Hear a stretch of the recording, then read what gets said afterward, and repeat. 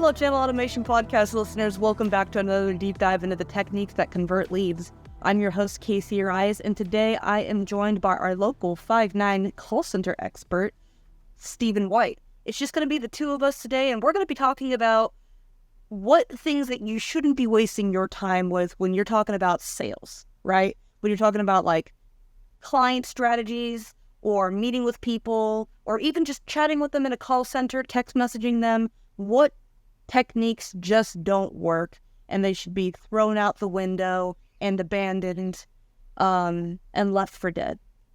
So Yeah, that dramatic about it. that dramatic. We don't pull our punches here at Channel Automation. We go full bore. Of course, always. Yeah, so first of all, how you doing today, Stephen? How you feeling? I'm feeling like $1 million, like 1 million, which actually with inflation, maybe not so good nowadays. But, you know, back in the day, fine with it. It was a saying that meant something. All right. So to start off, marketing is about strategy, and whoever has the best way of getting clients' attention often wins the sale, right? So what's a common strategy that you see that people use over and over and over again, and it just never works?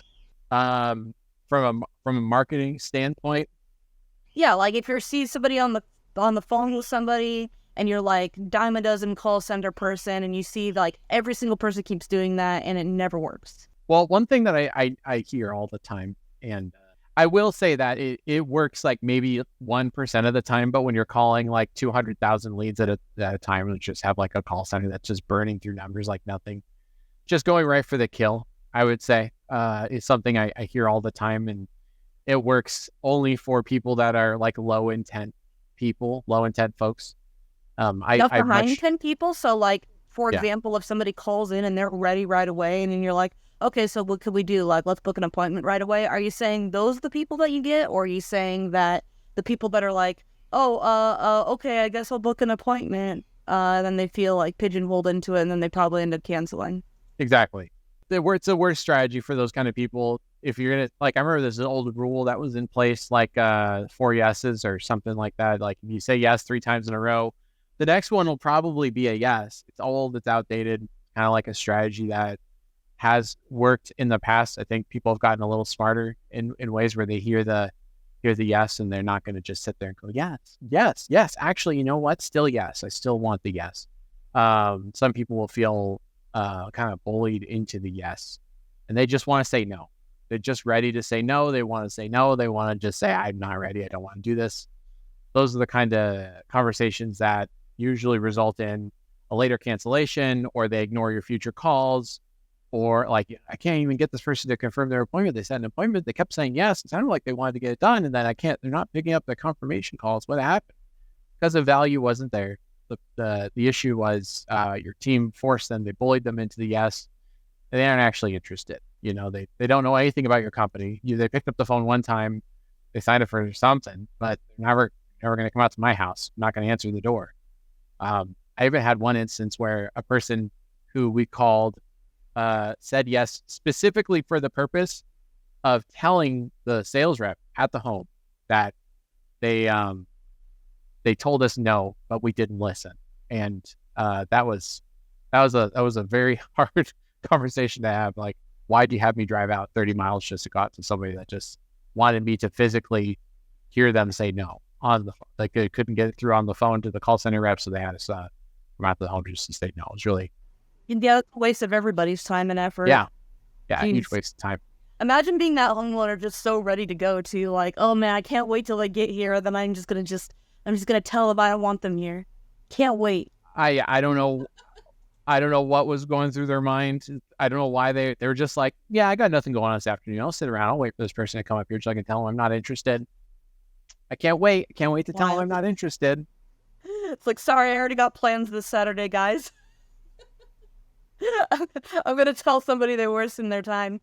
All right, so you did say something that I thought was really interesting, where you're like, they really want to say no on the phone to you. Why would somebody that's submitting a form wanting work done on their home that's not going to go away? It's not like their home's going to magically repair itself. Like, why is it that they want to say no so bad? Is it intimidation or what?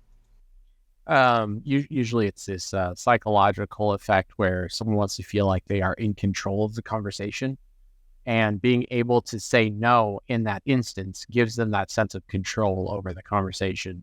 It's a psychological tactic. I can't remember, but it's essentially it's the right to veto. So giving someone the ability to say no is useful for the beginning of any conversation you're having. There's even a book called I think it's called The Power of No or The Road to No. I'll look it up on the site in a moment, but this book provides us with kind of like this tactic of starting with a no in the conversation, which is why some secret tech for the beginning of your call. If ever you're trying to start a conversation, you can say, "Hey, is this a bad time?" Usually it's not. No, it's not a bad time. If you start off with that, they can get the no right out of the way. They're like, "No, it's not a bad time." They feel a little more at ease in the conversation. Post the no usually is a little easier, and they don't feel like they need to stay on the call. They can hang up at any time. They already gave us a no. They can listen to us a little bit longer, earning you precious seconds throughout your conversation. All right, cool. I was gonna actually ask you. I'm like, what's an example of how to get them to say no, where they're gonna feel comfortable, but it's not gonna be negative on the company. So yeah, that's a great example. Just starting off asking, is it a bad time? I've also heard callers over the phone say things like, would this be a problem, or is this okay with you, or would it be terrible if we were to have this going on? But it's actually a really simple question, like, would it be terrible if, instead of waiting a week for this to happen, maybe we could schedule you earlier next week? We do have somebody that is already available at this day and time. And so, having it done sooner than later, you have that quote ahead of time. So that way, if you are comparing prices, you can just kind of get the jump on that. I just found the book. Sorry, I was double checking it. It's a Start With No. It's by Jim Camp, the author. So he does provide a good couple examples of. Not a sponsor. Yeah. We're just fans. Just fans, that's right. But you can see that same negotiation tactic reflected in some of the other books that we use if we're doing like a consultative work with some of our clients who are interested in some call center help. Usually it's just working with that no to start the conversations, which lead to more fruitful conversations with homeowners. It's really good usually this tactic works, for newer leads, but specifically for older leads that are kind of turning into what could be considered close to a cold call situation. I know new homeowners that just filled out the form. Look, these are the easy ones. You don't have to worry about people that filled out their marketing form and they're interested right away.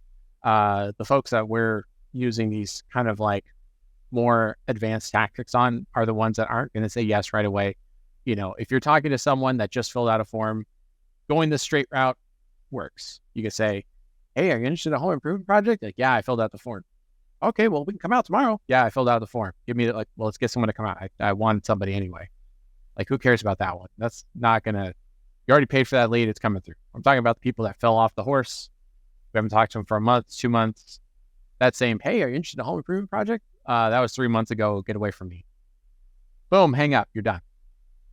"Hey, is this a bad time to talk?" "Why? What's going on?" "Have you given up on your project?"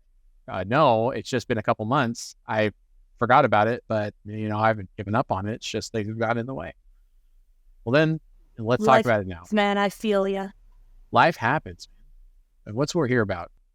Tell me, what's wrong? What do you hate about your bathroom? And they get into it, right? They start rambling. They give you the info.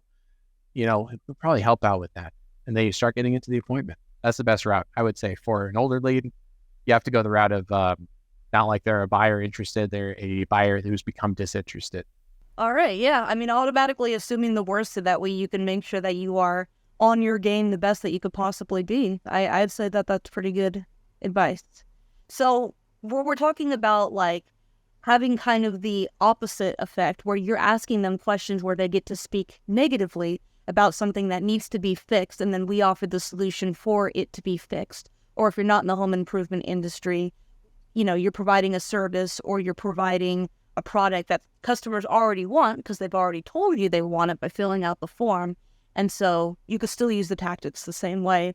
So what other magic words are there that's going to get you closer to a sale? Or what's some words or phrases you should never say or do at particular times that is going to immediately turn somebody off? Man, a couple of good ones. Like I actually mentioned it just now when I was talking about my example here. Have you given up on the project? Great for an older lead you're talking to. If you can throw that into a conversationally, once you have someone's attention and they know what you're talking about, right? You have to have the context in order to make the phrase work. Have you given up? The loss. Now this plays on the psychological tactic of loss aversion. Somebody feels that they're going to lose. I haven't given up. I haven't given up on the project. It's just like you mentioned before, life got in the way. It's a way to get someone to open up a bit. And they start to feel, it's an emotion. They feel the emotion of loss at that point where they're like, maybe I should answer this question in an effective way where we can have a constructive conversation. And that constructive conversation, the solution being, we end up with them going for our required outcome. So for like a home improvement company, like I haven't given up on my home improvement project. I've something I'm still interested in getting done. Let's have a conversation about what got in the way. How do we get past it? It seems like money is an issue. Yes, it is. Money was an issue because of there was this situation that happened. I had to get new tires for the car, and now I had to do this other thing. My mom had to move in, and just there's too many things in the way. So I like what you're talking about right now with you confirming by repeating and summarizing what I assume is part of the conversation. Like, it sounds like money is an issue, and then you pause, right? And so what's the best way for like a new caller, or if you're training callers, to kind of learn how to gather those nuggets of information and then turn it around so that way you are showing that you're listening and you're on the same page with the person you're talking to on the phone? I think the most important thing is, like you just said, listening to your counterpart. So many people are just waiting for their turn to speak. They're already thinking about what the next line is going to be.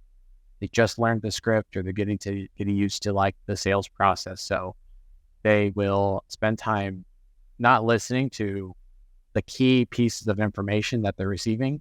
Instead, they're just thinking, all right, well, once he's done saying this, I'm going to say the next line on my script, and looking down. They say, okay, now's my turn. Okay, thank you. And how many windows did you want to do?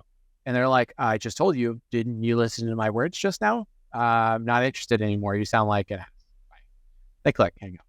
Or they start to feel a little uneasy, like, oh God, this guy's like super nervous. There's so many ums and ahs. Whoa, this is not a good conversation. I had a conversation with you about my bathroom. Why are you asking me about windows? Oh, my bad. Let me just, I meant how many bathrooms?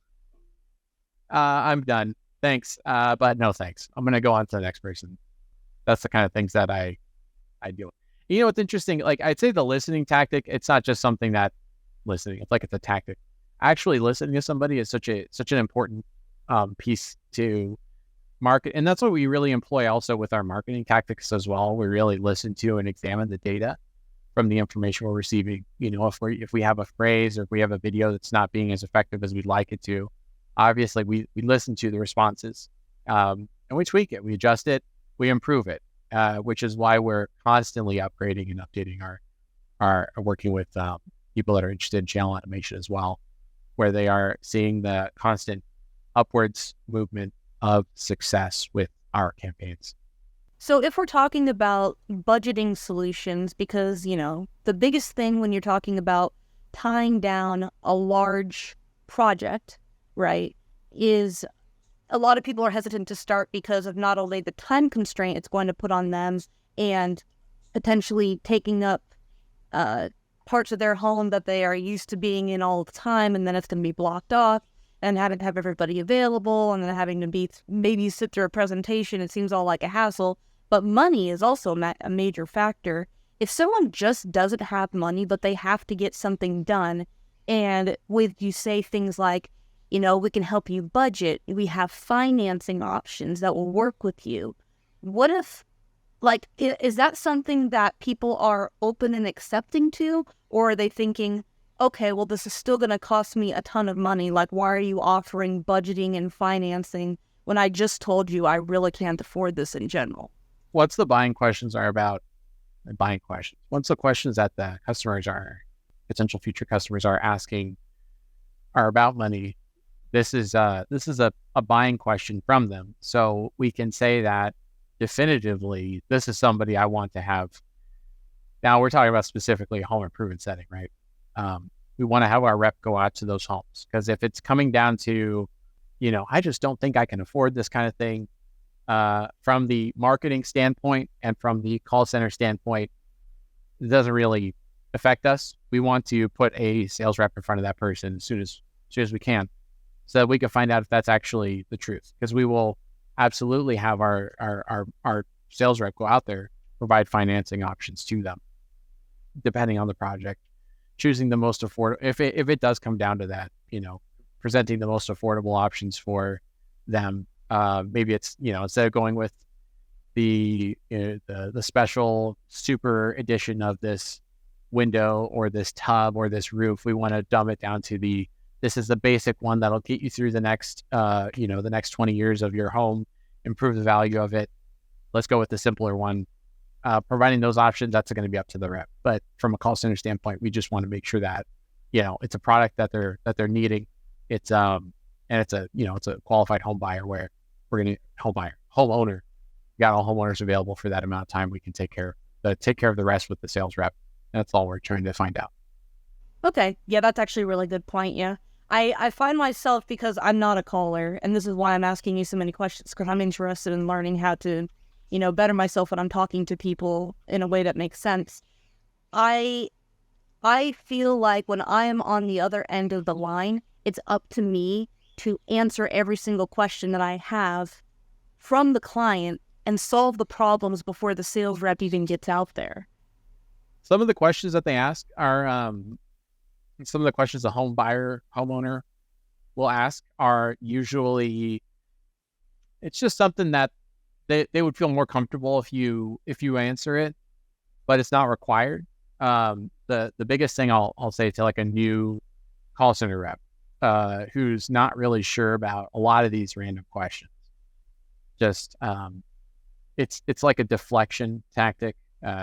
They'll like, hey, but I want to know, how much does this thing cost? I can look, Mrs. Homer, I can help you with that. But I have just a couple questions first I'm going to ask. Let me find out if we can even do the work first. Like, okay. And then you start asking those questions. They've forgotten all about the price question, maybe 50% of the time. The other times you have to address it directly. But if they've, once you kind of work through the qualification questions, finding out what the pain of the project is, and then presenting the option of someone coming out to the home, you can just kind of skirt by it without even worrying about the price. Another thing that's like at the end of the conversation, if you ask, well, do you have any further questions? Or if you leave like this open-ended, you're not directing them down the path to setting up the appointment. Like, do you have any maybe just random questions that just pop into your head randomly, like anything at all? Well, you shoot yourself in the foot.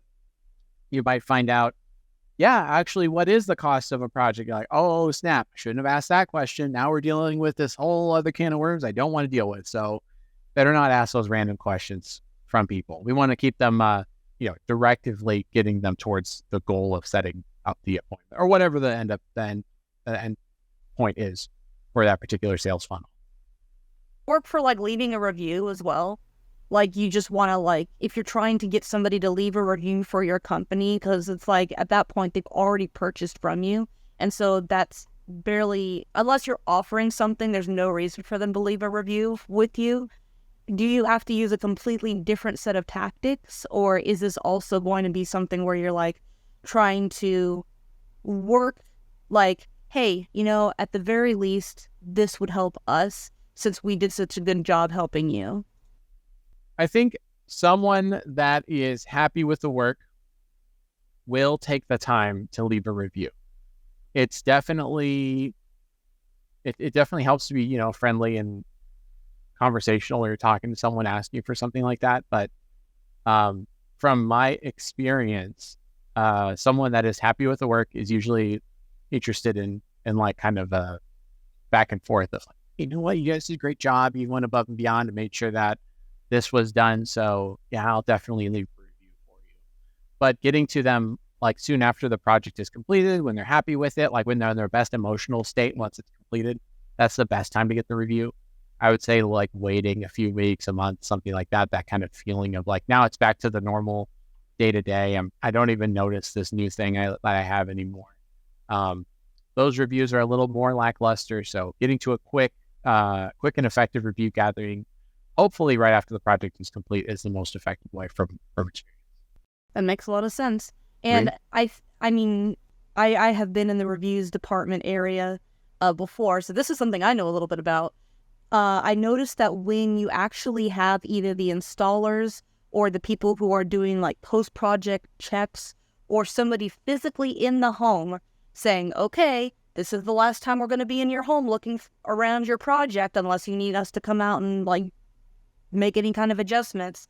While they're there, if you're having someone look you in the face and say, hey, how are you doing? And they're like, yeah, oh man, I'm so glad that this thing got fixed. I'm just so relieved that it's done. And then that's when they ask, person to person, they can feel the warmth coming off of your living body.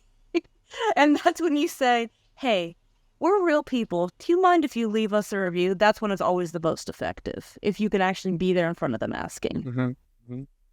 You know what's interesting? I had a situation earlier this month when I was working with one of our clients, and I talked to someone that definitely was not a buyer for us. They were anyone that works in like a bathroom shower knows what I'm talking about when I say someone that wants just a shower door.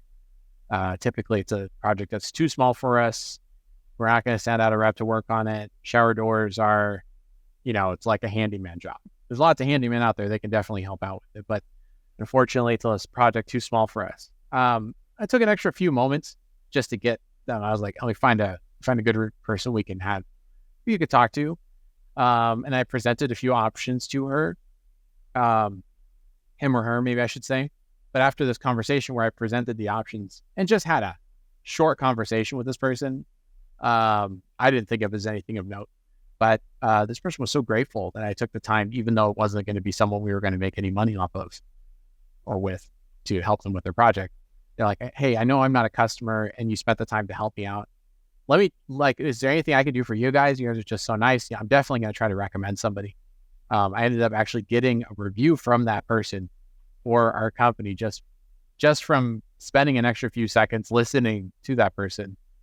Even though they didn't do work with us, they were more than happy to write a positive review on our company site. And I thought that was just one win that can come from using some of the tactics like listening to them and hearing what their situation was. Now, reviews are, getting a good review is always a positive thing. So I think that's one way you can turn a potential, however much you want to spend on a lead for your area, it varies, I'm sure. But one way to turn around a lead that came from those situations into something that's more positive than, this one's not for us. They're not a good lead for us. At least now we have a positive review, so we got something out of it. That's a really fantastic story. And I'm like, that is probably one of the situations that people would be like, that's never going to happen to me. But it's true where like when you're talking to like managers or you're talking to people like higher up in the business and they say, they really want everyone to go above and beyond. That sounds like it's like an impossible task when it's phrased that way. But really above and beyond is just like what you were explaining, where at bare minimum, just be like, if I can help you out, I will. Even if you're not a buyer for us, I know you're another human being and you're looking for a little bit of help. And if I can give you that little bit of help in a timely manner that's not going to screw up my other sales for the day, then I'll do it. I think that's a great example of how you can make somebody's day and even get something out of it potentially. That's going to be helpful for the company. And reviews are, I would say, underrated, right? That's always something that you think of second to getting a sale because sales obviously fuel the business. But reviews are like so valuable if you're trying to get more sales, and people let those fall by the wayside. So I'm looking at the camera right now, talking to you guys out here. If you're already channel automation customers with us and you don't have a review flow set up yet, this is your call to talk to us about doing that, because I think that anybody who can get more reviews, especially using tactics that make sense, videos are actually a really good way to bridge the gap if you don't have people out in your home right now. And so that's something that we can accomplish for you, just to show, like I said, another living person that you're talking to, rather than just asking through a text or asking through an email for a review. Videos are a little bit more personal. And that's my plug. All right, last thing that I wanted to ask is, how much effort should a team dedicate to converting on low intent leads? And we touched on this a little bit in the beginning when you're talking about like lower intent leads. But what would you say the cutoff is in terms of like dedication? That's a very abstract question that I'm going to answer in maybe a semi-abstract way. I think I think for any low intent leads, definitely a numbers game. Just the more you can call, the better. If I have 100 low intent leads versus one referral, I'll definitely set the referral. For the low intent leads, I'll probably set 1 out of 100. How much time does 100 phone calls take to make? Man, it's going to take a bit of time. I mean, if you're able to set that like 1 or 2 appointments for 100 phone calls and one of them turns into a sale, then it's worth it. Then it pays off. But most people think of low intent leads as older leads at that point. And it's almost like if you're familiar with call center setting, it's almost like a punishment. If you are the guy or the gal who is set up calling these older leads, going down this list, because it's like, okay, we put our best callers on the newest leads because they have the highest chance of converting. And then we put our callers that aren't as good on the lower intent leads. Is it even worth paying a call center rep to do something like that? It's funny when you say it like that. It makes me like it's almost counterintuitive to do so, but there's benefit to incentivizing call centers who have good callers. Like, okay, there are good callers by the metric of they can set appointments. Usually for new leads, it's like order taking at McDonald's. You're like, well, what would you like to order? I'd like to order some 3 windows. And like, okay, 3 windows. Okay, did you want to have siding with that? And like, oh no siding, please. I just want the windows. All right, cool. So go up to the first window. Let's get going. It's like so easy for them at that point. The new leads set themselves.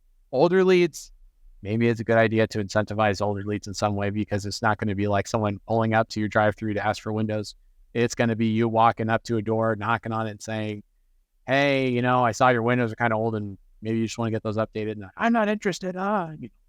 It takes a seasoned rep that knows how to answer questions, that gets someone to find interest, who usually is someone who knows what they're doing, talking to the older leads, setting up those appointments. And we tried a few ways on some of our, some instances we were working with clients that had incentives for lead reps to call older leads, set older leads, making them a little bit higher of a bounty, if you want to call it that. Once they're set, this is an opportunity. It's a way to work with data from, last year, that especially during like slow parts of the season, maybe some people already use this tactic, but I think there's benefit in talking to older leads, especially that are lower intent, but you just have to know how to do it. So you're saying it's a mistake then to put all of your older leads with callers that are less experienced? I think that there's an argument to be made there. I don't know if it's specifically a mistake, but you could make the argument that if you're having your old leads called by your newer reps, yeah, they're going to make a mistake with new ones, but they're definitely going to make mistakes with old ones too. So they gotta work on some fodder. And sometimes the older leads is seen as that fodder that are like, all right, just have them have a conversation with somebody and we'll see what happens. Maybe, who knows? Maybe if they just fall, maybe they'll set some appointments. Maybe having like that person not even dedicated to one type of lead, like maybe, okay, like a first half of the day, you call all of the leads that are set before the last 3 days. And then if you run out of leads on that list, then go ahead and start working on these ones. You kind of give them a combination of both. I guess it depends on your intake and it depends on your setup, but that's why we're here and that's why we always do audits anytime we have like a new client, is because we want to see like what your current setup is, what your lead intake is like, how many leads that we have that, or how many leads that you have rather, that are considered high intent versus low intent, and then how you have your team spread out to handle those leads, if you have enough members on your team to handle those leads, or if you've got too many people and they're just not getting fed. Same with like your sales team, right? It's a matter of like how many bodies do you have? How effective are those bodies? And what can we do to bring them up to the level? Because everybody's trainable. And, that's another part of our system. We don't just give you the software and then we're done. We also work on training, so that way when you succeed, we succeed, and we want to keep everybody around as long as possible, obviously. Any sort of closing statements want to add on to that, Steven? All right. You're like, no, I'm good. I'm good. For those podcast listeners, I just shook my head. No, I'm good. Okay. Yeah. Well, that's going to be it for us today. Whether you love or hate what we had to talk about, we do want to hear from you. So comment or shoot us an email at hello@channelautomation.com. Also, please consider subscribing to the podcast and continue getting tips on marketing and call centers. We would love to have you on the podcast if you're somebody who is an expert in your field, or even if you're somebody who just has some really strong opinions or some questions that you think that our team can assist you with. We would love to talk to you. And so, as always, keep that conversion high.